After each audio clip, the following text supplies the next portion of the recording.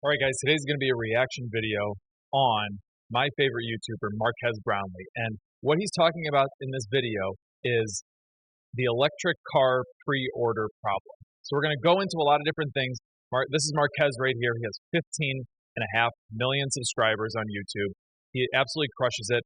Great information, but today is very interesting. We talk about these people. I wanted to get his perspective because he is a forward-thinking, EV, Tesla-loving, Tesla-driving person. But he can even identify the issue that's going on in the electric vehicle market and the over-promising, under-delivering / never delivering of the cars. So let's get started. First thing he's going to start talking about here is the Roadster. Well, let's see what he has to say about it. So Tesla rolled the new Roadster 2.0 off the back of a truck and unveiled all of its ridiculous specs in November of 2017. World record acceleration, world record quarter mile time, world record electric range. This looked like the new king of performance sports cars. So if you liked it, you could order a Founders Edition on the spot that day to be in the first 1,000. You just have to wire transfer the full price of the car to Tesla within 10 days. Guys, it was $245,000. You put your money down, and this was back in, I believe, 2016. And listen to what he says right now. $150,000. But now it's 2022, and that car is still not out yet. And so you just gave Tesla a 5-year interest-free loan of $250,000. Now, so 5-year interest-free loan of $250,000. This is something he's going to point out later in the video that a lot of these tech companies, these EV companies are doing. Think of where you could have put that money instead. Think of the other issues that they're having. They have the delays on the Model Y. They have the delays on the Model X's. The Cybertruck is not even on the radar. They're definitely going to try to put these cars out before they ever put out this $250,000 supercar. All right, let's see what he has to say about the EV problem now. Electric cars have a problem right now. So first, let me just say, I firmly believe electric cars are the future. Absolutely. I think a lot of people would agree with that. But they're just that. They're the future, not the present. So 99% of the cars on the road today are still gas cars. They're the future, not the present, and you shouldn't be paying for the future projections. He's going to go into so many cars right here. Faraday, Viton. I mean, you go through so many car companies that have tried this and have failed. These are the future. We should not be overpaying for the future based on promises. All of these car companies are making themselves look really good, and that's something that he's going to go into. Are still gas cars. But the problem comes from how entirely unpredictable electric car launches have been for the past half a decade, to the point where if you put your money down for one of these things, you really don't know exactly what you're going to be getting or when you're going to be what you're going to be getting, when you're going to be getting it, and if you're going to be getting it. Now, a big part of this is the fact that there are so many new companies trying this. The car industry is mostly huge old companies, but Tesla's success has convinced a lot of people they can spin up a new electric car. And Tesla's success didn't come easy. It's not like Tesla did this overnight. I mean, this has been going on for a very long time. A lot of money. It helps. The advantage that Tesla has had is that they have had a CEO and a leader that has had billions of dollars and has been willing to spend billions of dollars. Other companies don't necessarily have that. They have to go crowdfunding or fundraising in general. Company too, with their own little twist. But the thing is, making new electric cars is really difficult and really expensive, and starting a new electric car company is even more difficult and even more expensive. Right. So I present to you the 5-step guide for creating a new electric car company today. So this is really interesting. He's going to go into 5 different things that all these companies do, and it's incredible. All these companies pretty much do 1 through 4. Getting to number 5 is difficult. Here it goes. And see if you can spot which one of these steps a lot of these new startups are getting stuck at. So step 1. And guys, don't forget, the reason that I'm reacting to this and the reason that I want to pull out Marques's view is because he is a person who loves EVs. He loves his Tesla. He has a Tesla. Its name is Apollo. Its name was Apollo. He got the new Model S, and now it has a different name. I'm not exactly sure of it. But he is a big EV, high-tech guy. And somebody like this is just pointing out all the flaws in the industry, which is great because we don't really see that from people that are in this industry, all they do is talk about how great these companies are going to be in the future. So here it goes. Make a clever name with a great idea for an electric vehicle, preferably something Tesla hasn't already done yet, and make a snazzy website to show off this cool idea you And they have. all have them. Step 2, become a company. You're going to need an enthusiastic CEO, a fun company culture, maybe even poach some people from other successful car companies, and start making this idea look very promising. Step 3, build one prototype. So this is the key. So you can build more for bonus. One single prototype. Then this is what tips the scale. Everybody, especially big investors, they see the one single prototype and they say, "This is it. I'm going to put up with this. I'm going to hitch my wagon to this company because they have developed this one car." Points, but all you really got to do is make one working version of this new vehicle. If not all of the high-tech features are working, that's fine. You just got to demonstrate the ability to build an electric vehicle. Yes. Then step 4, you got to take this vehicle and use it to generate as much money as possible. Parade it around to generate. There you have Jay Leno right there. This is what they do. I mean, we've all seen it. We've seen it with the Rivians. We've seen it with the Nikolas. We've seen it with every single company that's out there. And they all have the same game plan. Attention, show it off, bring it to car shows, let the press try it, and you got to put a pre-order button on your website so people who like the idea can give you a little interest-free loan. But it's really interesting that he brings out the interest-free loan part. I really didn't think about that. From the Tesla perspective of the $250,000, I did think about that. But these other companies, just that little $100 here, $100 there, $100 here. Or he's going to say it later in the video. Lordstown, for their Lordstown truck, they had 100,000 pre-orders at $100 each. Importantly, you can use the number of pre-orders to get big investors interested in getting on board. Yep. See, look how much promise and interest the idea has. You wouldn't want to miss out on an opportunity to invest in the next big electric car company, right? Then step 5, ship it. Use the money you raised, build a factory, build the technology, become a car company, and ship it. Now, spoiler alert, pretty much all these companies get to step 4, but the gap between step 4 and step 5. The gap between step 4 and step 5 is becoming a company, and it does come down to that.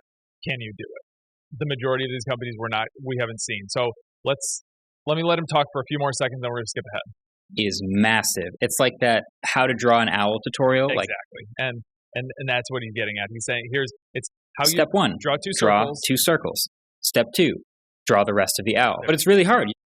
So skipping ahead, here is a car that nobody has necessarily seen on the road because they don't really have them. But this is called the Faraday, and I'm going to let Marques explain. My earliest experience with this was with Faraday Future. Some of you might have heard of them. Cool name, very interesting company. They nailed steps 1 and 2. Sleek and car. They showed me a functional prototype 5 years ago in 2017. And it was super cool. They showed it to me on the CES show floor, and they drove people like me around in it and even did a 0 to 60 in 2.39 seconds. This is it, just having the one car. All you gotta do is one. That is legit. Not bad, right? So they kind of nailed step 3. So then they moved on to try to generate as much money as possible. For the factory and the engineers and everything required to ship the thing. And they've been stuck in this step ever since. I'm sitting here laughing because he kind of sounds like us. I mean, he's not talking about investing, but it's paying for growth going into the future. You don't pay for something that's not there. You don't pay for promises. That's exactly what all of this is. And what he's saying, he's not talking about investing, but it all really comes back to investing. And that's exactly what he's talking about. They did allow pre-orders, which are still open, by the way. You can still give Faraday Future $1,500 to pre-order the FF91. And they even went public, which helped with capital. So they've raised enough money and they've put together enough to be worth about $2 billion now. And that's still not nearly enough money to have actually made the factory and shipped anything. Yep. Will they ever get to step 5? Will they ever actually ship an FF91? I remember another company called... This is another company. I think the company is called Biton or Byton. Byton. They had a pretty cool prototype. I also saw them at CES. This was about 4 years ago. And this again made a pretty big splash. I remember all the headlines from the show. Nice looking awesome car. Presentation. Their site, too, is full of great ideas for a pair of vehicles that are presented as very realistic and very achievable. Yeah. They managed to raise $1.2 billion from investors, but they've gone silent. They haven't tweeted in 2 years. Their website hasn't changed since 2020, and they certainly haven't shipped any cars. And then Canoo is another one of these. Canoo is another one. So he goes down the list, and this is exactly what happens, guys. This is why we cannot be paying for future growth. And I know I'm sounding redundant on this video, but this is exactly what it is. All of these companies, and this is these hype companies that these other YouTubers are just pushing because they're the next great thing. These two past companies raised $2 billion and $1.2 billion. They sound fantastic. One of them went public. You have somebody out there that's not even an investor or in the investing world that's saying, be cautious here, be cautious here. And here is my favorite part of his reaction. This one comes down to something that we've all talked about, Lordstown Motors. Failed blueprint of trying to get through these 5 steps looks like. Look at everything Lordstown Motors has ever done. So Lordstown was founded in 2018 with this nice plan to make electric pickup trucks. Beautiful truck. So they'd have in-hub motors in the wheels, and they'd started around $52,000. Seemed like a really cool truck. Nice idea. They'd made some nice pre-production models to parade around and gather interest from fans and potential investors. You could find a Lordstown endurance truck at almost every conceivable auto show, Absolutely, which is great for people pointing cameras at it. So they got to step 3, take people's money. And so they went over to GM and bought an old plant from them, which got them interested enough that GM. So this one's near and dear to my heart because Lordstown Motors is about, 45 minutes away from where I live. They bought this massive million-plus square foot plant that they used to build the old Chevy Volts at, and then all hell broke loose. And now Foxconn is coming in and supposedly buying them, doing some type of acquisition of them. Decided to invest $75 million in this promising new company. They went on to open pre-orders and got over 100,000 pre-orders. And then with all this momentum, they went public as a company, and their valuation soared to over $5 billion. But then unfortunately, an investigation found that most of these pre-orders were fabricated, not real. Plus, they allegedly paid a company to place around 1,000 pre-orders. Oh, boy. Sick. This company's pretty much been falling apart ever since. Lordstown today is somehow still worth hundreds of millions of dollars, but I don't think they're going to be shipping anything anytime soon. But then the latest start. So it doesn't look like they're going to be shipping anything. But with that being said, Foxconn is supposed to come in there. Now he's going to start talking about something that's actually relevant. This is Rivian. Rivian is with Ford, with Amazon, etc. Listen to this. That you might have seen in the news. It was Rivian. Now, Rivian looked like they had all the promise in the world because not only did they have a really good idea, the R1T and R1S vehicles, and not only did they have a great presentation and a hungry target demographic and a cool CEO, but they actually seemed to be getting real money together. So they had a contract from Amazon. They got investment from Ford. They were getting billions and billions of dollars together. And that seemed like they might be getting enough to scrape together to jump over to step 5. They might finally. And the funny part is that they might finally. Okay, let's say this is the closest company right now because of their financial backing that can compete with Tesla. And even this company is going to struggle to compete with an all EV company like Tesla. The only competitors, I've said it for a very long time, the only competitors that are going to be there in the near future are Ford, GM, GMC. I mean, those are the same company, but any of the big guys, those are going to be your competitors with Tesla. Tesla's an anomaly. Tesla had 2 very, very important things: a CEO with billions and billions of dollars that was willing to spend, and a CEO with a no quit attitude. That's it. To be able to ship these new vehicles. You know, they got one of those pre-production trucks out to our studio here, and I lived with it for 2 days, and I was very impressed. I love the thing enough to put in my own pre-order. It had all kinds of cool features, working software, and honestly, it's one of my favorite EVs I've driven to this point. Yeah. But as you know, it's easy to make just one. Yes, it is. It's easy to make just one. But Rivian's gotten enough money, so they could do the R&D, they could build the factory, and they could finally start actually shipping some of these. They're slowly, but they're shipping some real units to real users as we speak. But even Rivian has had a bumpy road, you know, with all the capital needed to start things up, plus the wrench of the pandemic. And supply chain issues, the list goes on and on and on. And so here's where he gets to companies that are actually able to compete And I've been saying this for a long time. It's going to be the big boys that can compete. I see some Ioniqs out there on the road. Love to see it. But then there's the Ford F-150 Lightnings of the world, which they've definitely shown off. They've brought one to the studio here. You could pre-order one right now, and they should hopefully be starting to ship in a few months. And then, of course, Tesla. So I have one of these on pre-order. I get an email about once a week telling me that I'm going to be able to build it. So they're saying that they're going to start shipping in the spring. I mean, here we are, March 31st, and I still haven't been able to build it yet. So are they going to start shipping in spring? I find it hard to believe that I'm going to be able to even build it today and get it sometime in the spring. So an existing car company pretty much followed the exact same blueprint with the Cybertruck. I remember the one famous working prototype doing some fun laps around New York City.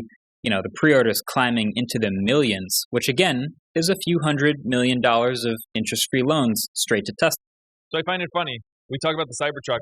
Tesla's more likely to get the Cybertruck out before the $250,000 Roadster. So where does that put people that are Roadster fans? Or Roadster lenders, I should say. Probably not in the best spot, and they're probably not so happy. Still not sure when this thing's going to ship, though. And then, of course, I did the thing that I was talking about in the beginning of the video with the Roadster. That was back in 2017. It's been 5 years since they showed that car off, and who knows when it's ever going to ship. So the moral of the story, beware of these companies parading around working prototypes of electric cars while also taking pre-orders with faraway delivery dates or unknown ship dates. Just that. Guys, it's simple. When we start talking, I want to wrap this all, I want to bring this all home and put it into investing. Don't overpay for promise. There's even people out there that are not in the investing world that don't care anything about what the stocks do. And they're saying, please don't go in there buying these really good words that they're saying and buying these one prototype vehicles that they're saying and saying that this is going to be the next big thing. Because the majority of them have flopped already. And even the ones that are in the forefront right now, the odds of them flopping are way more than the odds of them succeeding. So comment below. I'll argue with you or I'll agree with you. And lastly, Marques, love you. If you want to chat, reach out. I'm open to a conversation. Have a great day.